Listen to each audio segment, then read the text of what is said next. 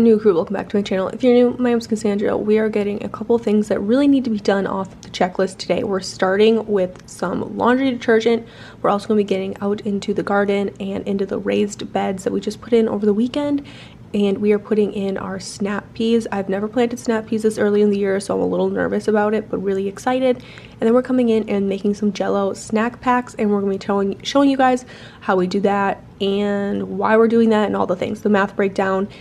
So we're starting with our laundry detergent here. I started making laundry detergent at the beginning of the year, and I love it. I'm not going back to store-bought laundry detergent. I am trying a different recipe this time that does include borax, just because I wanted to see if the borax really makes a difference in the clothes, in the way that they're coming out, if they feel cleaner or anything like that. Because if it is worth the investment for the borax, I'm going to keep doing it that way. But if I don't see a difference with the added borax, I'll just go back to my original recipe.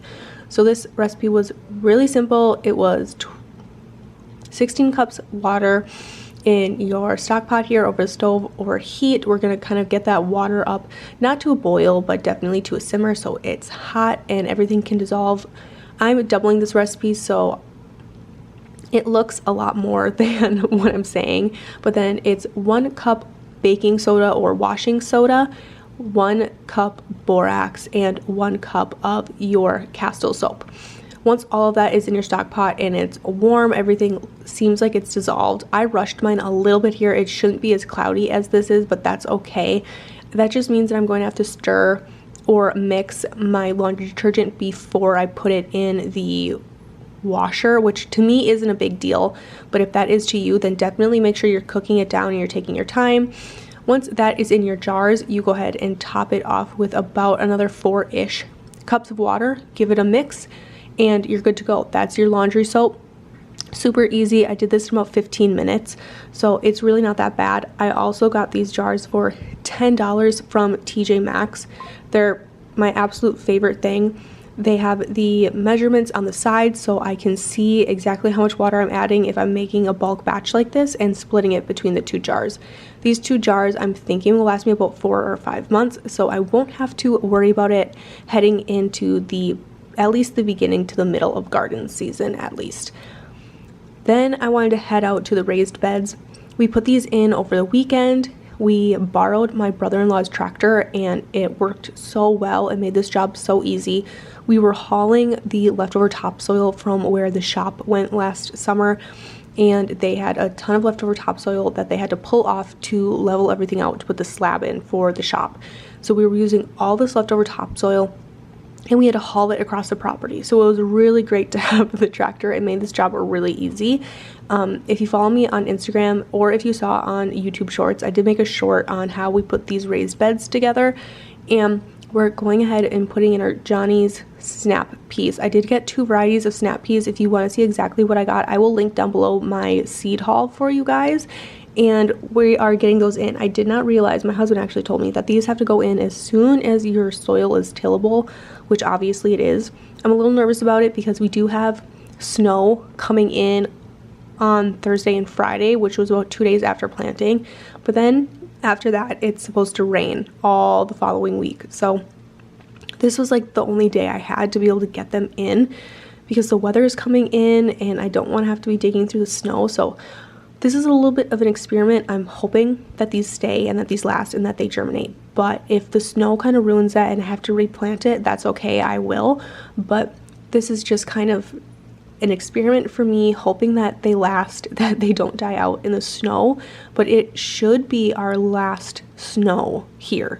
And then after that, it's supposed to get back to being warm. We had a really bad cold snap these last 2 weeks, and hoping that the weather stays and that we can start getting more, I was gonna say more ready, but just getting everything together heading into garden season. The very last thing we had to do once we planted our 2 varieties of snap peas is go ahead and just get them wet, water them, and let them kind of do their thing. So this was the last thing I had to do outside, and I scurried back inside because it was like 23 degrees with the wind chill, which isn't terrible, but it was cold enough where you just didn't really want to be out there for that long. So I scurried my butt back inside and we started our Jello. The thing I want to do today is make these Jello packets for the kids. We're gonna do strawberry today. I'm gonna be doing 2 packages. We are going to put them in our little 4-ounce, 6-ish ounce mason jars here. You can do what you want. And we're gonna make little snack packs for the kids for lunches, after school snacks. I wanted to make these for a while. Then we got the flu, and then I was just recovering, trying to get everything back up and running. Garden season starting. We put in 2 raised beds over the weekend till the garden got everything ready for the orchard, because that's happening very, very soon. So it's just been too busy. But we have some cold weather coming back. Snow's in the forecast for the next 2 days, and then next week it's supposed to rain. So we'll see what happens. I want to get these to go because next week is spring break. All my kids are gonna be home, and I think these will be really fun for spring break snacks, either with Jello or pudding. So we're gonna do Jello today. I picked these up from the store this morning because I don't have a lot of 4-ounce jars. I got 2 packages. I washed one of these packages, got everything kind of like reset up and ready to go. So my son went out, helped me plant the peas, and now he's gonna help me make this Jello and get it in the fridge. And I have about an hour and a half-ish until my school-aged kids are home. So I'm hoping this will be ready to have for a snack, and then I can throw these in lunch boxes for the rest of the week, and they probably won't last past that. So let's go ahead and get these going. Holt really wanted to help me with the Jello, which I'm always really excited about. So I was reading him the instructions on it, and you can see he had a box there. He was kind of trying to follow along, and we're just doing the math on it. So I was telling him, if we need 1 cup of water and 1 cup of water, how much is that? 1 + 1, and you can see he says 2. So I always try, if the kids are willing, to get them in the kitchen to kind of teach them these things, show them these things, how to read instructions, or just how to go about making something, how to do the math on it, which is really easy.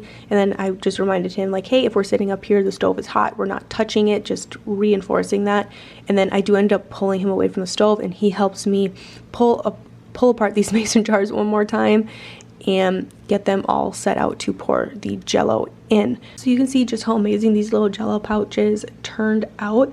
I'm so unbelievably excited about them. And just for reference, I looked up what a snack pack of Jello is on walmart.com, and for a 12-pack it is $16.81. So just for reference, we ended up paying $14 for a 12-pack of mason jars and around $1.50 for our Jello mix. So all in, we are actually saving money versus the snack pack just doing this one time. Think about how much money you're going to save over the year. If your kids love these, you can do pudding cups, and it's just endless. You could also do yogurts if you wanted. So this is 100% worth the investment.